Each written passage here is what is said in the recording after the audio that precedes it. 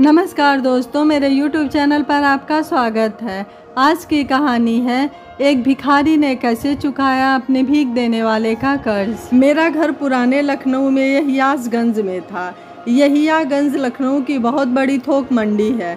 हमारे घर के नीचे भी होलसेल की मार्केट थी। मैं अपने पिताजी के साथ प्रतिदिन शाम को सिद्धनाथ मंदिर दर्शन के लिए जाता था।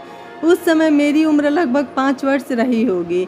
मंदिर के बाहर गली के नुक्कड़ पर एक भिखारी बैठता था, जिसकी उम्र उस समय मुश्किल 30 वर्ष रही होगी।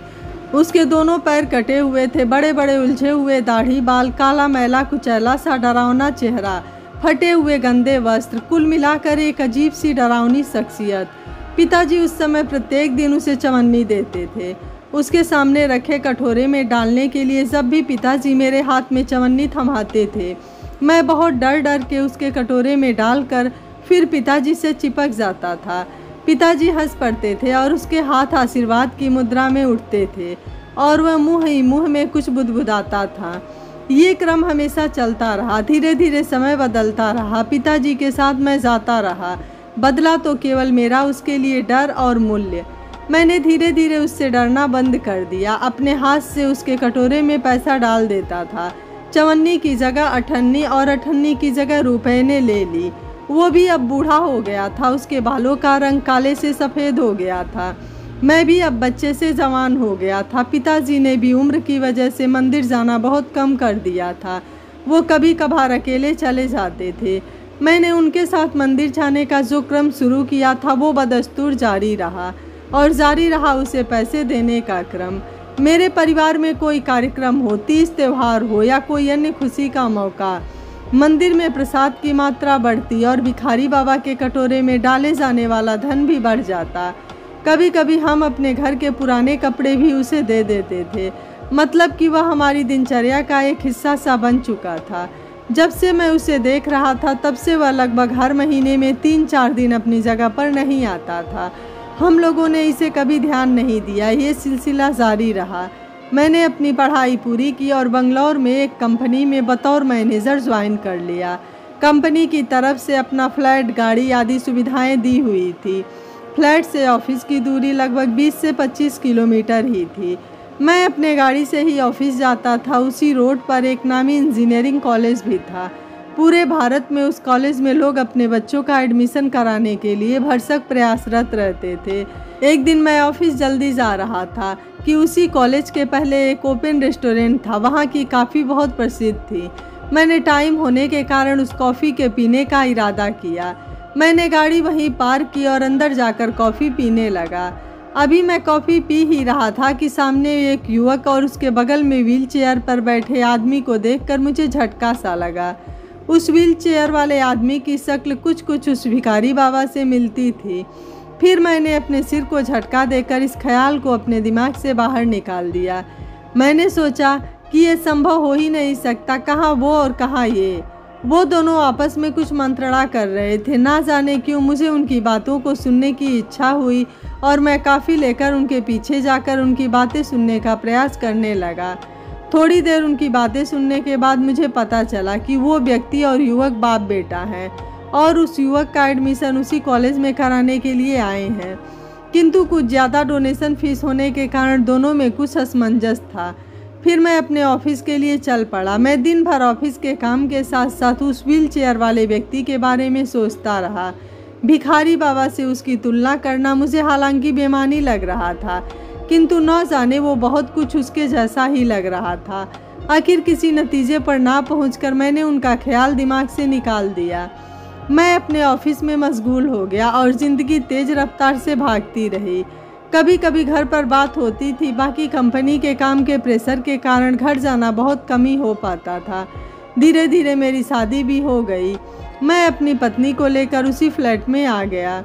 मेरा अच्छे काम के कारण प्रमोशन पर प्रमोशन होता रहा और मैं सिलेक्शन कमेटी का सदस्य बन गया। कम उम्र में ही मैंने बहुत तरक्की कर ली थी। उस दिन इंटरव्यू का दिन था। हम 3 लोग इंटरव्यू ले रहे थे। तभी एक युवक ने इंटरव्यू के लिए अंदर प्रवेश किया। मुझे उसको देखकर लगा कि इसे मैंने पहले कहीं ज़रूर देखा है।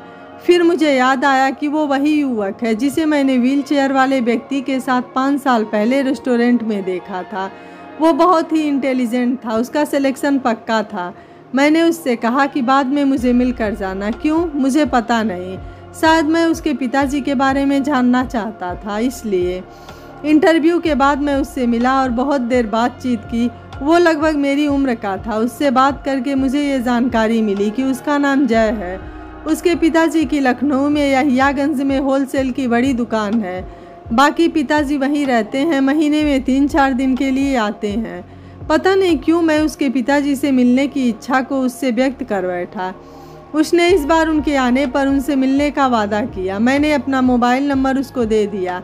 अगले महीने जय का मुझे फ़ोन आया और उसने बोला कि उसके पिताजी घर आए हैं। मैं उनसे मिलने के लिए उनके घर पहुंचा।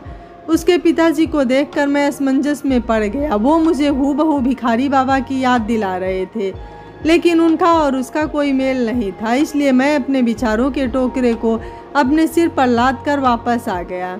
जय की ज्वाइनिंग हमारी कंपनी में हो गई। एक दिन मुझे पता चला कि उसके पिताजी का देहांत हो गया है। मैं शोक सभा में उसके घर गया तो वहाँ उसने अपने कमरे में ले जाकर अपने पिताजी की वसीयत मुझे दिखाई, जो कि शायद उनकी मृत्यु के कुछ ही दिन पहले लिखी गई थी। उन्होंने अपनी वसीयत में अपनी सारी प्रॉपर्टी अपने बेटे के नाम लिख दी थी, लेकिन लखनऊ में एक उनका घर था, वो उन्होंने मेरे नाम कर दिया था। उनकी वसीयत के इस कॉलम को जानकर जय और मुझे बहुत आश्चर्य हुआ। उनका मुझसे कोई नाता रिश्ता भी नहीं था और ना ही वो मुझे अच्छी तरह से जानते थे। फिर उस मकान के बारे में सुनकर हम स्तब्ध थे। मैं वहाँ से अपने फ्लैट पर आ गया और ये पूरी घटना अपनी पत्नी को बताई, तो वह भी बहुत आश्चर्यचकित हुई। दूसरे दिन सुबह पोस्टमैन मुझे एक चिट्ठी दे गया जो मेरे नाम की थी। मैंने उसको खोलकर पढ़ा तो मेरे पैरों के नीचे से ज़मीन निकल गई। वो लेटर भिखारी बाबा उर्फ जय के पिताजी का था। मेरा शक सही था, वो वही थे। उस लेटर में उन्होंने लिखा था, बेटा, बचपन से तुम मुझे मेरे बेटे की याद दिलाते थे। जब भी तुम मुझे पैसे देते तो मैं वो पैसे अलग ही रखता था। मेरे परिवार के लोग आज तक नहीं जान पाए कि मैं लखनऊ में व्यापार ना करके भीख मांगता था। ये सच है कि मैंने अपनी सारी हैसियत उसी से बनाई है, किंतु ये राज आज तुम्हारे अलावा कोई नहीं जानता है। मैं तुमसे प्रार्थना करता हूँ कि इसे राज ही रखना, ताकि मेरे परिवार को शर्मिंदगी ना उठानी पड़े। मैं उनसे पूरी ज़िंदगी झूठ बोलता रहा। इसी झूठ को लेकर मैं इस दुनिया से विदा हो जाऊंगा। अपना ख्याल रखना। मैंने उनका पत्र पढ़कर उसे जला दिया। मैंने जैसे उस मकान को लेना अस्वीकार कर दिया। उनके लिए मेरे मन में एक सम्मान की भावना जो पहले थी वो बढ़ गई।